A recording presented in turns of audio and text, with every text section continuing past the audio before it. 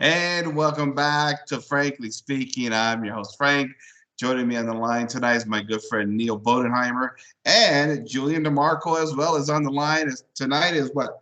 Post-mortem, what do you want to call it? Election 2022 midterms here as boy, the Republican base, the conservatives are in total state of shock here. What was projected to be a red wave turned out to be, I don't know what it is. They're still counting ballots, apparently, in places like Arizona. Julian, this was supposed to be the moment that conservatives and Americans of take back America here from the terrible communists in power. Julian, what happened last Tuesday night, my friend? I have no idea, but I am looking this up. This is live as of 11:28 p.m. on the 14th of November, Monday, 2022, and I'm using Google, and this is from the Associated Press. So, in case YouTube or anybody wants to flag and fact check this, I am using liberal sources for this information. So, as of right now, the Senate results are 48 Dem, 49 Democrat. 48 Democrat, 49 Republican. The Republicans lost one seat. The Democrats gained one seat. They need a 51 majority. For the House, they have 205 for Democrat, and for the Republicans, they have 217. The Democrats lost 8 seats. The Republican gained 8. And as for governors, it stands for 24 for Democrats. They gained 2 seats, and 25 for Republicans. They lost 2 seats. Now, I know there are some runoff elections where I believe this could be for the Senate. So the Senate could be a toss-up and the Democrats could gain the majority, but the Republicans will more than likely maintain the majority in the House. Either way, this is not really a red wave. It's more of like a pink wave, if you will. And we're still counting votes. So whatever happens with this counting vote, I forget which state it is, but they're still counting votes, and then I forget which state it is where they're going to have a runoff election next month. So yeah, that's Georgia. That's Georgia yeah, with Mr. Walker. it's always Georgia. What is with Georgia? It's they have all a different system. Yeah, they have a different system over there. I don't know what's going on with their. Neil, state just needs to ask what Florida has done because they got it right. Yeah, they did. And they were a disaster about 2 decades ago too, especially when that whole Gore Bush thing happened down there, and they really got straightened out over there. Arizona seems to be a disaster, so does Nevada in that regard. So, Neil, this was supposed to be an election where Americans were so angry with inflation and the loss of wages and really everything that has gone wrong in the past 2 years since the current administration got into power, and they really have destroyed everything they've touched for the most part. Why didn't the Democrats pay for their sins? Well, where to start with this? I was listening to some talk radio people, once again, Glenn Beck being one of them, and he goes on about, well, it's not really a loss. It's not a huge win either. In my opinion, it's a loss, period. I don't care that we broke even or that we have 1 or 2 seats here or there. It's a loss, period. Now, why did that happen? I don't know. I want to be very cynical. That's what I want to be. I want to say this points out the stupidity of the American people, you know? You don't say. Yeah, it's like, this is such an indictment of democracy or even republicanism at this point that, and I've said this before, that a man who is literally mentally incapacitated, Fetterman, right? Yeah, would win his seat says all I need to know about the American people and why I no longer believe in the voting system. Okay. I don't understand. Pennsylvania is pumping out mental idiots like clockwork. If it's not that man who thinks he's a woman, it's now Fetterman, who can barely string 2 words together, and he could barely string 2 words together before he had a stroke. And now I'm not, trying to make fun of people who have had strokes. My mother has suffered a stroke, and she can barely string two words together. So it's just like, come on. Yeah, my dad had a stroke, and I would not tell him to run for office at that point. I mean, it it's like it doesn't make sense that I mean, they could have just put him out on a wheelchair, and because he had a D by his name, he automatically was getting covered, covered by the media. He's getting protected, really, and I don't know. I am I allowed to say that I suspect fraud without getting into trouble? I'm not saying there Well, is well, YouTube let's people, put this. but I Yeah. suspect it. Well, we can't say that word on YouTube, but what we can say is we as many on the political right would term now, we need to get the mechanisms of democracy straightened out, right? Yeah. Because that's where everything really depends upon now, Julia. The fact that, listen, democracy is not on the ropes like you claim. Democracy is fine. It's the greatest system the world's ever given us. All this freedom, all this liberty, all this economic prosperity, all this technological innovation, all the great medicine advancements. Okay, because we've had a few hiccups within the mechanisms of democracy. If we could fix the mechanisms, everything's going to be fine, Julian. But democracy and republicanism has made itself a laughingstock since its ascendancy, and it has barely lasted 350 years, and it's literally in front of our eyes, tearing in front of the seams. And also, all these other advancements, medicine and technological, I would not say that has anything really that tangentially it probably has something to do with republicanism and democracy, but honestly that has more to do with human genius and humans wanting to strive for a better world. That has less to do with the government form and more to just do with humans ultimately going forward in time. Humans will advance. That has less to do with the form of government and just more to do with just in 100 years, things will more than likely be better, regardless of the form of government. Sure. We'll get back to that point, but I want to ask Neil, if you look at the numbers, those of us that are old fogies like myself, 45 years of age and older, we voted pretty solidly for Republicans, but it was those little teeny boppers between the ages of 18 and 29, those that gravitate to all the very liberal social ills of our society are the ones that overwhelmingly by almost 30 points favored in favor of Democrats, Neil. It seems to me that we have a very liberal and disordered future in front of us, right? Yeah, I mean, I think this has to do with how our society has such an appeal to emotion as opposed to reason. And because we have a society that is geared towards that and geared towards immorality and whatnot, when you have political parties where one is trying to at least say that it stands up for kind of law and order and some kind of moral values, and then you have the other party that says, "Hey, do whatever you want. We do everything. We'll pay for your college. You can sleep with whoever you want. We support all this stuff, and you can kill your babies on top of that." They're going to more likely go with that because it's all emotionalism. That it appeals to their base passions. Which is just another argument that if we're going to have a voting system like this, we need to crank up the age because we tell people, listen, we used to get married when we were younger, but we were more mature then too. Like my mom's generation and so forth, there was a higher level of maturity. So of course, getting married young was a good idea. It's not so much now. We're very immature. We don't really mature till we're like 30 at this point. So you shouldn't get married till later. Is what No. Let's crank that up. You don't mature until you're like 35. Yeah. Okay. I'm being generous. So using that logic, we should jack up the voting age.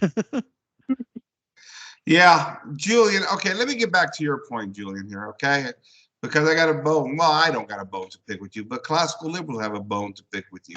Of course, all this technological advancements and the medicine and the prosperity is a byproduct of democracy, because democracy freed us from the shackles and the tyranny of monarchy, of authoritarian governments. This is what liberalism unleashed, and through unleashing us and breaking the shackles away, you unleash the sort of the the ingenuity of the individual to achieve through market systems and the promises and the hopes and the aspirations to become wealthy and rich. All these great goodies that we now have. Let me tell you something, Julian. If we were still living under King Louis or King Charles the First or wherever it was, we still be trying to, mow our lawns with, square tires, right? I don't think so. I mean,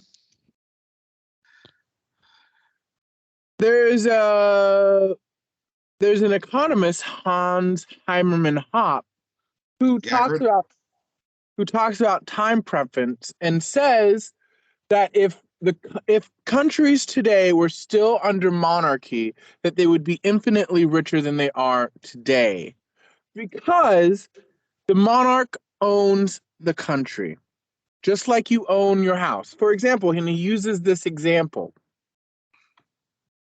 If you rent your house, you must loot the value of that property while you still can, because you cannot increase its wealth. You cannot derive anything from its wealth. You do not get to say who comes into that apartment after you leave. And so you must loot what you can now. But when you own a house, you want to increase its value for yourself and for your heirs. And presumably, when you buy the house, by the time your offspring inherits the house, there will be more value in that house. Or when you decide to sell that house, there will be more value in it. And therefore you also get to determine who has the house after you have lived in the house. So therefore you get to reap the benefits, and therefore you have an incentive to make sure that it does well. If you're dealing with economic terms, one actually has an ownership and a stake, and the other is just there and a caretaker. What we have is caretaker governments en masse. We do not have leadership, we have management. And what do managers do? They just manage the system that is already in place. They aren't leaders, they're not innovators, they're not actually changing the system. What they're doing is managing what is already in place, and they're managing it into a death spiral. Hence all the national debt. And yet we still say we're the most prosperous era of humanity ever, and it doesn't make sense. We have a lot of goodies, but we also have a lot of national debt and personal debt at every level. So that's interesting as well too. And I think it gets back to the question of what happened in this election and the youth vote. This is a youth vote. Yeah. They got paid off with student loan forgiveness from the president. And they got paid off with a lot of disordered moral issues as well too. We know that. Lots of more college student loans, and basically the government promising all kinds of goodies in favor of their vote in many ways. And I think that's part of what you're saying here, is that the current leadership simply mortgages the future of the nation because they're temporal rulers and not permanent rulers. Right, Julien? Yes, they can't really change the system because they don't control the system. They can't just say, a leader comes in or leads and says, you know what? We're going to do something innovative. We're going to get rid of the system and we're going to change it and see what happens. If it doesn't work, we'll go back to the old system. A manager just manages. He can't tear the system up because he doesn't have that authority. He doesn't have that power. He doesn't have that drive to do that, because that's just not what the system allows. Yep. Well, you're gonna get accused of being an authoritarian at that point. You're a fascist. You're so fascist. Oh boy. So Neil, the right is pretty depressed about things. For years, as long as I've been following politics, the talking point for every election is, this is the most important election of our lifetime. Every election. Okay. Every election, right? Every single one. And listen, in some ways, I think it's true in some ways, right? Because as the nation transforms more and more liberally, government becomes bigger, its tentacles stretch, it accumulates more power, and once government, or at least secular government, accumulates so much power, it's hard to reverse that power away from those of the lower echelons of our society, the little people sorts. And I guess, Neil, my question is here for you is, what does the future look like for America now that Democrats weren't punished? They're going to have at least 2 more years now to pretty much govern. Yeah, maybe we get the House, maybe we don't. But really, to me, if I'm Joe Biden right now, I think I got a mandate to do whatever I want because I wasn't punished. Yeah, I think it's exactly what it is. They're taking this as a win and as approval of what they've been doing.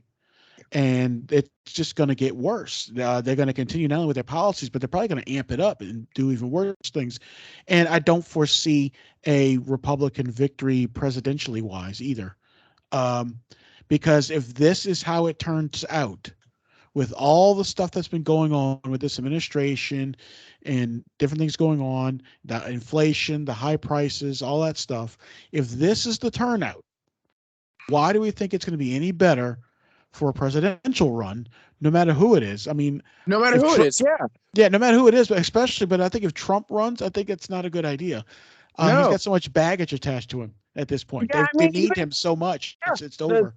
Even though Trump is not what the media has said he is, although Trump has a lot of issues, but he is not what the media says he is. The media has done such a horrible PR campaign that it would be bad if he ran. Yeah. And let's not forget that he allowed Fauci to stay in office. Yeah. And his excuse was the media would have vilified me if I would have fired him. The media had already vilified you, so you should have just have fired him anyway. Mm-hmm. Yeah, it's not like you were winning any brownie points with anybody, Trump. Yeah. And so it's just like, and you let Fauci run the country into a death spiral and contribute to your loss in the election. So it's just like, do you really want somebody like that running for office again? Yeah. It looks like now the darling of the right is DeSantis over in Florida. And I have to admit, his victories, what happened in Florida was very impressive. Historical numbers. I mean, remember, Florida was a state that Bush beat Gore by something like 300 votes, I think, or something like that. Remember that? Yeah, I've been hearing a lot of stuff about DeSantis, but DeSantis is really honestly just a return to the status quo, to be honest. Well, see, okay, that was going to be my point because the political right is really praising him. This is the roadmap. Look at his success in Florida. He's smart. He attacks the left. But the other side, I guess it's the MAGA crowd. They're telling me, yeah, but he went to Yale, and there's too much of a closeness or a perimeter of sorts that puts him in that Jeb Bush, George W. Bush camp, which would be the status quo, right, Julien? Yeah. Exactly. And let's not forget, this isn't Florida, but it's related. I was watching Paul Joseph Watson, and he posted a quote: "A solid red conservative state can't even say a kid outside the womb shouldn't be left to die. It's over." Yeah, that's it. Wait, I mean, if you can't say that much, all right. I mean, come on. Yeah, I saw it was a Freedom Tunes cartoon pointing out this very thing, that the Republicans do not agree with the Democrats for at least 5 years, and then they will agree with them on these particular issues. It's like we've gotten to the point where they're even backing off of very obvious things. Also on the election, my friend texted me this out of the blue and said, King George only wanted to confiscate the guns of those in open insurrection, and his tax increase was only 4%. My vote is canceled out every election, so I'm not actually being represented. Remind me again what we gained in the revolution. Democrats want everyone's guns, 40 to 50% of my money in taxes, and one-party rule. The experiment has failed. And then I replied back, you gain nothing in the revolution. It has become quite apparent today, in fact. Haven't I been saying the great so-called experiment has failed since you met me? Yeah, I mean, listen, I get what you're saying, Julian, but classical liberals are going to fight back, and they're going to say, "What do you want us to do? Go back to monarchy, right? America is inherently anti-democratic. This is the system we have. This is the system we have to work with. I Don't mean, you we mean really don't have any anti- options here." not anti-democratic? What's that? You said America is inherently I'm anti-democratic. sorry, Don't you mean? anti-monarchical. My apology, anti-monarchical. Yeah. Yeah.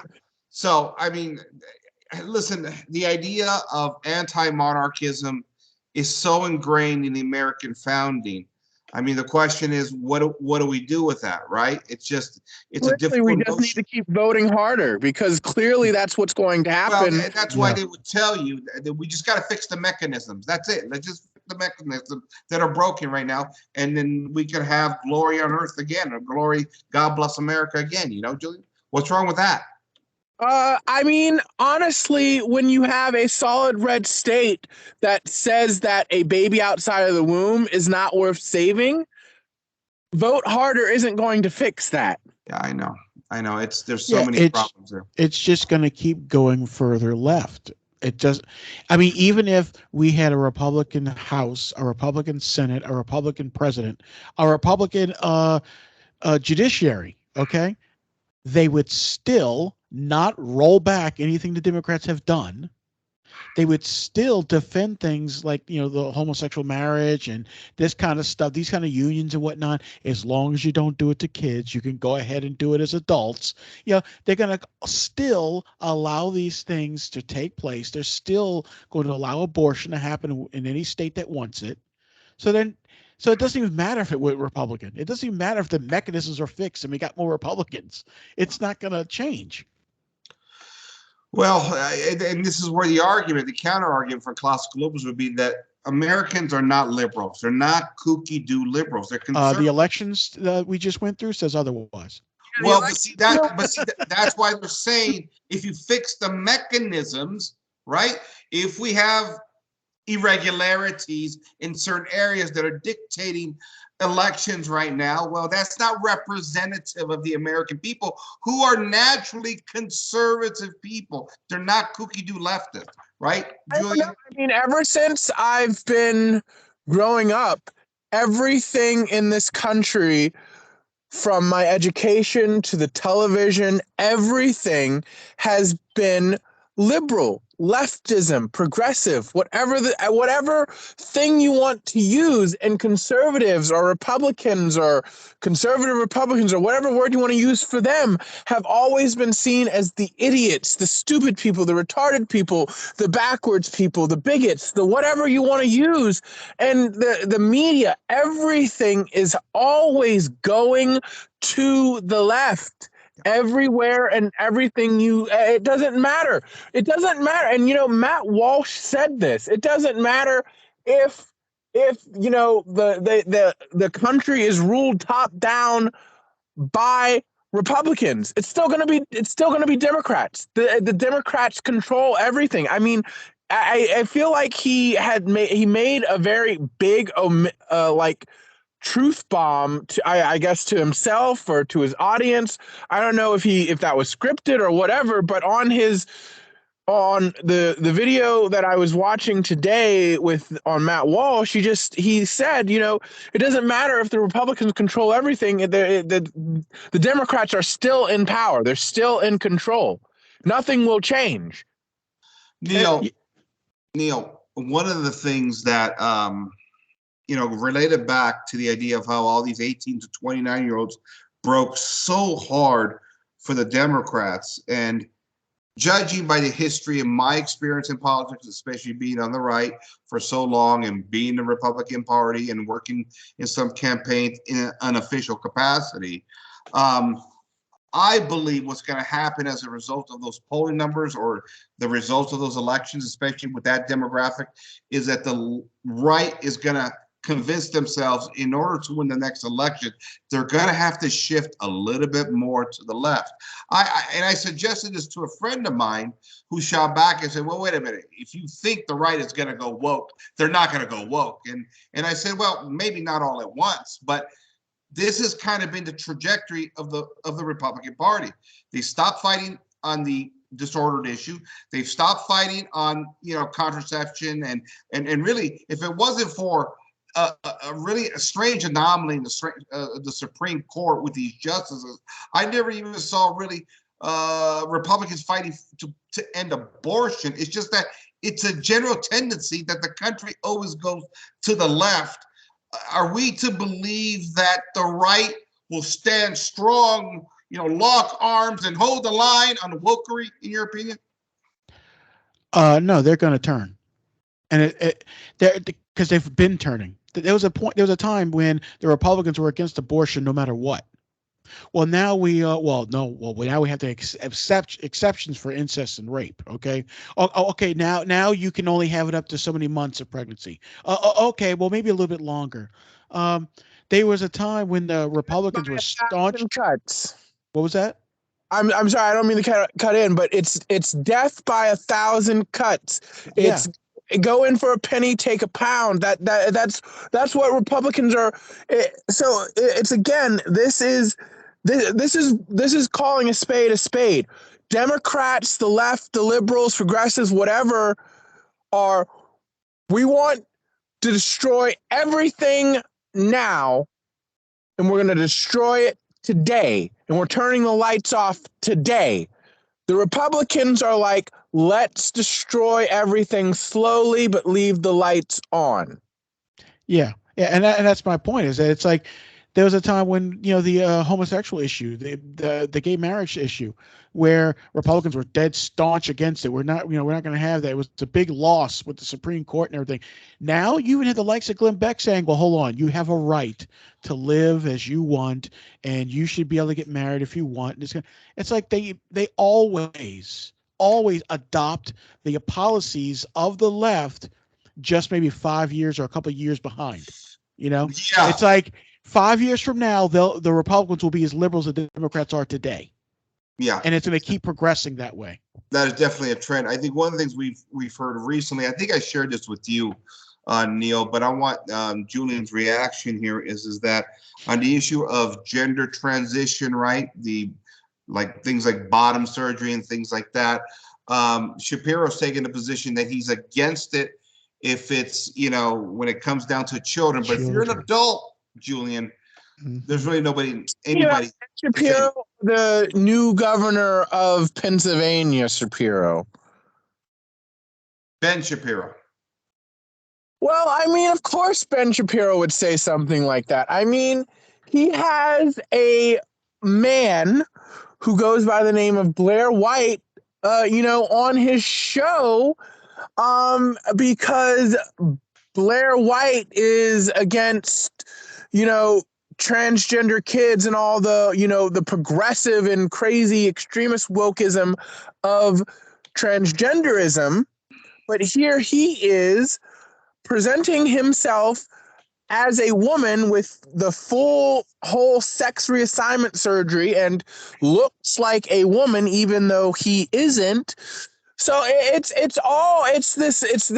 like the squaring of like the enemy of my enemy is my friend. Yes, in some circumstances, the enemy of my enemy is my friend, but in this case, the enemy of my enemy is my enemy. And you shouldn't be aligning yourself with them just because they say some cool things. Yeah. Neil, obviously, kids and transgender surgery, we could probably mostly all agree that that's bad. But what about adults? Is there a moral argument against adults doing that in our society? A doctor's first oath is to do no harm. Why is tearing off healthy breast tissue? How is that doing something? Or tearing off healthy genitalia? How is that doing no harm? Sorry, I don't mean to cut in, Neil. I just had to say. Great response. Go ahead, Neil. Dang you, Julian. You're stealing my thunder, man. Sorry. What was the question again, Frank? It just went out my head. Okay, we can all agree that doing transition surgery on kids is probably not ideal or pretty sadistic. Yeah. But what about on adults? What is the adult? What is the argument against adults? Consenting adults. Because remember, in America, consent is like the gold standard, right? Yeah. Well, consenting to mutilation doesn't make it right. I mean, if you, I'm not going to go down that road anyway. The point being is that you you don't just allow someone to remain in, say, a mental illness just because, well, they're not hurting anybody. And I've made this point before in my own little show. You don't leave an alcoholic as an alcoholic. Well, as long as he's a good drunk and he doesn't hurt anybody. No, you still try to get that person help. You know, there's people who see other people and hear voices. You don't leave them there just because they're not hurting anybody. And maybe they want to keep those voices because they like talking to the invisible person, right? You don't leave them there. You try to help them in whatever way you can and whatever that means. All right. So why is it when it comes to these transgender people, and I would even say homosexual people, why do we just abuse them by not seeking a means of helping them? Because that's what it really is. It's abuse. You're allowing these people to suffer through this gender dysphoria, is what it is. And we're all just going to close our eyes and pretend that their fantasy is reality, just so we don't feel uncomfortable, just so we don't have to do the hard job of pointing out the truth and helping their mind to conform to reality. But I mean, if as long as we have that attitude, we're never going to find a means of treatment for that type of situation. And not only that, it is deadly to society, because when you allow mental illness to just run rampant in society, it spreads throughout. All right. It just gets worse. All right. And it starts affecting everything else. And now you have doctors, like Julien was pointing out, who is doing harm in order to make them feel better about themselves, which in the end doesn't work because the suicide rate skyrockets once they do transition. Yeah. Yeah. Did you watch? I sent you a snippet of Matt Walsh today. He is taught like Generation Z, so those born between 1997 and I believe it goes up to 2012. These arbitrary boomers and millennials and Gen Xers and whatever distinctions, but almost half of that generation has a mental illness. They are this is big money.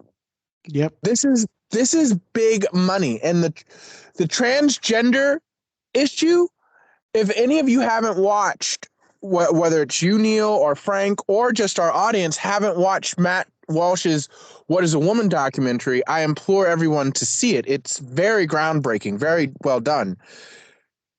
It is the transgender community, it is estimated, is worth, when it comes to all of these sex reassignment surgeons and everything like that, I think it's like over $7 billion. Wow. Okay. That's interesting. And sad at the same time. So, okay, guys, let's start to wrap it up here with this 2022 midterms here. Julien, the Republican Party, conservative base, everybody's reeling. But apart from the political implications, are real life implications. Inflation, terrible economic numbers, right?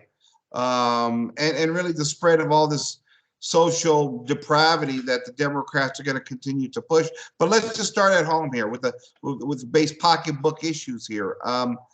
Do we have a party in power right now that really doesn't care if Americans are struggling and can't put food on the table? Because I got to be honest with you, man, I'm feeling the pinch in my home, and I run my books pretty clean, man. Yeah.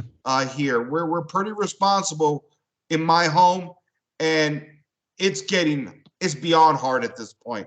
What does this mean for Americans going forward the next 2 years? It means that gas will continue to skyrocket. Inflation will be out of control. I would not be, if you told me right now that inflation is like 15%, I would not bat an eye. Yeah. I think it's more than that. I'm going to tell you right now. I think inflation is closer to 40 to 50% easy. I know it is on groceries at the very least. I'm going to tell you. I know eggs where I live have tripled in the past year and a half. Triple. It's absolutely insane. I was just today I was getting a haircut, and my hairstylist was like, "Oh, what's wrong? What's wrong? What's wrong?" And just like she was saying, just like unload on me, and I was just like, I just don't think I'm ever going to be able to afford a house. And she was like, I know. It's just like every single time I look at these housing prices or anything like that, it seems like it just everything is becoming outrageously expensive. Yeah. Well, the thing is with Nothing's housing, I think it's going down. cyclical. Well, I think with housing, it's cyclical. What worries me is the food and the gas and the energy prices, that if those stick around to be long-term, issues there with a high cost, that's going to make Americans permanently poor, But Julian. nobody cares because we literally have a man who I presume is running the show. I mean, I presume, who is the president. And then we Yeah. have a woman who's second in command who has no business being where she's at, that she literally failed up to the second highest position in the country, running the show. I'm presumably one or both of those two idiots are running the show. And it is quite clear that they have no idea what the hell they are doing because this country, it's just, I mean, say what you will about Trump, but can you honestly say that things are better now than they were when Trump left office? But we're not getting mean tweets anymore. Oh, who cares? Well, I've actually heard some people say that, yeah, it's horrible, but it's still better than Trump. Are you kidding me? Are you ridiculous? I Are know. I know. have your They higher must. functions just ceased? Oh, man. So, but to answer your question, Frank, no, I don't think anybody is in power, and I don't even think the Republicans talk a big game, but what are they doing? They don't even care No. Yeah. Republicans. because if The, they did, they would have made a bigger effort to secure, this supposed red wave.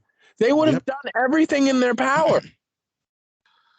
I Neil, think how about this is just evidence of the fact that we live under the so-called authoritarian elitism that they accuse the monarchies of being. I no, think it just shows that no, we are living under those elitists because as long as they have power, they don't care. yeah. Republican or Democrat doesn't care what policies are being done and whatnot, as long as they get to keep their seats and their money and their power. Yeah, I think Charles Colomb said it best when he said that human civilization has always been pretty much dictated by the standard, idea that you have the governed and the governed. I think this idea of that the vote gives us some sort of choice or self autonomy, that the I guess the leadership of any nation has to listen to me and my opinion. I've never found nothing to be such a bigger falsehood, as I've watched everything that I love, cherish, and hold sacred be crushed in my lifetime, and everything that I believe in, nobody really even represents in DC for me anymore, or even at a local level. And I'm not a nut job. I'm just a guy that believes in some traditional values. And it goes to show you where we're at as civilization, as a nation, why people are confused, and why this system is, well, it's problematic. Gentlemen, I want to thank you for joining me tonight. Julian, thank you, buddy. Thank you for having me. All right, Neil, my friend, thank you. All right, ladies and gentlemen, I want to thank once again my friend Neil Bodenheimer and Julien DeMarco tonight for joining me, doing a little wrap up of the 2022 midterms, which, despite our differences with democracy and modernity and things like that, we were hoping for the best outcome. Believe it or not, it's like I tell my conservative friends, I'm with you 80% of the time. I just want a resolution to these things. I want a way where we could win. And right now, as my two guests here pointed out, this has been one far left journey since really the founding of the nation, since the Enlightenment. The West has been going to the far left, and democracy has been the primary means to push us there. So there you have it. This is Frank signing off for Frankie Speaking. Good night, everybody.